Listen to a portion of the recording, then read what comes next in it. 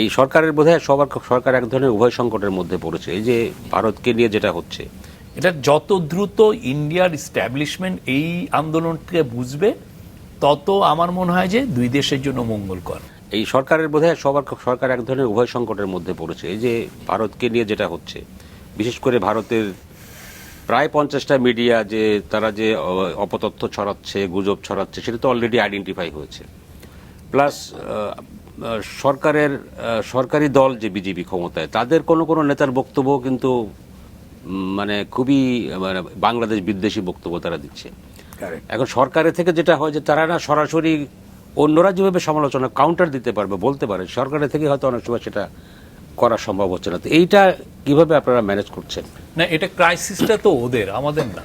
আমাদের তরফ থেকে তো ক্ল্যারিটি আছে, আমরা কি চাই, আমরা গণ অভ্যুত্থানের সরকার, আমরা সবই দেখছি। এখন ওরা আসলে ওদের মিডিয়াগুলো, আমি একটা ইয়েতে বলেওছি যে ওদের মিডিয়াগুলো আওয়ামী লীগ যতটা না শোকগ্রস্ত হয়েছে, ওদের মিডিয়া আরো বেশি শোকগ্রস্ত হয়েছে হাসিনা যাওয়াতে। তো এখন এইটাকে আপনি কিভাবে ডিল করবেন?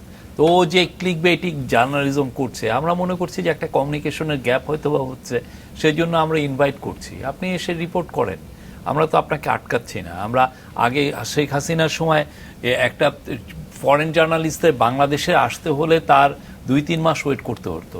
আমরা সেটা এখন একদিনে, অনেক ক্ষেত্রে আমরা বলছি যে 1 ঘন্টায় দিয়ে দেন, আসুক ওরা। আমরা অনেক ওপেন ট্রান্সপারেন্ট একটা সোসাইটি। আমরা কি, আপনি দেখে যান এইখানে কি মহৎ একটা আন্দোলন হয়েছে, মানুষের ওয়ালগুলোর লেখাগুলো পড়েন, দেখেন। এটা করলে হবে কি, আমাদের এই শক্তিটা আছে, আমরা এই শক্তিতে কথা বলছি, আমার একটা সামাজিক ঐক্য তৈরি হয়েছে, সেই ঐক্যর ভাষাটা আমরা ওদেরকে বলছি। তো ওরা এখনো they haven't come to terms with this. এটা তো তাদের সমস্যা, এটা আমাদের সমস্যা না।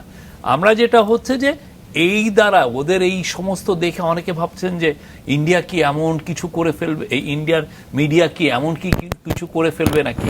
কিচ্ছু না। এটা নট অনলি মিডিয়া, আরেকটা হচ্ছে পলিটিক্যাল পার্টি। এটা অনেক আগে, আপনি হাসিনার আমলে কি ওরা বাজে কথা বলে নাই, টার্মাইট বলে নাই বাংলাদেশিদেরকে? তো এটা হচ্ছে যে ওরা অনেক কিছুই আবার আপনাকে দেখতে হবে যে সে তার ডোমেস্টিক পলিটিক্সকে সামনে রেখে বলে। আমি এমন ভাবে বললাম যাতে আমি একটা গোল দিতে পারি মমতার এগেনস্টে বা ইয়ের এগেনস্টে। তো এটা আপনি কতটুক নেবেন, কতটুক। আমরা যেটা করছি, আমরা আমাদের ওপেননেসটা রাখছি, আমরা ইন্টারন্যাশনালি যারা ম্যাটার করে তাদের সাথে কথা বলছি, আমরা ফুল ওয়ার্ল্ডের সাপোর্টটা পেয়েছি।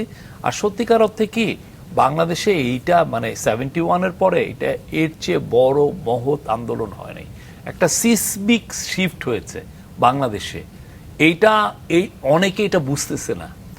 এত বড় একটা আন্দোলন, এটা এটার যে ব্যাপ্তিটা কত, আপনি দেখেন না। আমি যখন প্রথম কভার করি 7 তারিখ, তখন প্রথমে দেখলাম কি মেয়েরা আসতেছে, ঝাঁকে ঝাঁকে মেয়ে, কেউ ওড়না পরা, কেউ ওড়না নাই, কারো মাথায় কাপড়, কারো মাথায় কাপড় নাই। আপনি কোয়ালিশনটা দেখেন না। এই যে একটা বড় মহৎ আন্দোলন, এটা যত দ্রুত ইন্ডিয়ার ইস্টাবলিশমেন্ট এই আন্দোলনকে বুঝবে, তত আমার মনে হয় যে দুই দেশের জন্য মঙ্গলকর। আমরা মর্যাদাপূর্ণ সম্পর্ক চাই। ইন্ডিয়া আমাদের তিন দিক দিয়ে ঘিরে আছে, আমরা তার সাথে মর্যাদাপূর্ণ সম্পর্ক চাই।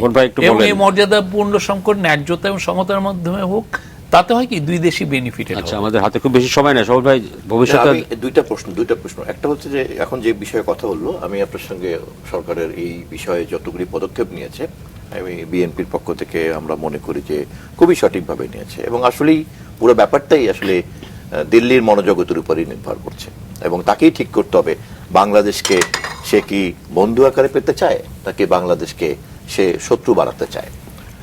বাংলাদেশের বর্তমান পরিস্থিতির সমস্ত দায় দায়িত্ব বা দ্বিপাক্ষিক সম্পর্কের ভবিষ্যৎ গতি প্রকৃতি, তা পুরোটাই নির্ভর করছে কিন্তু দিল্লির চিন্তা ভাবনা, কৌশল, পদক্ষেপ ইত্যাদির উপরে।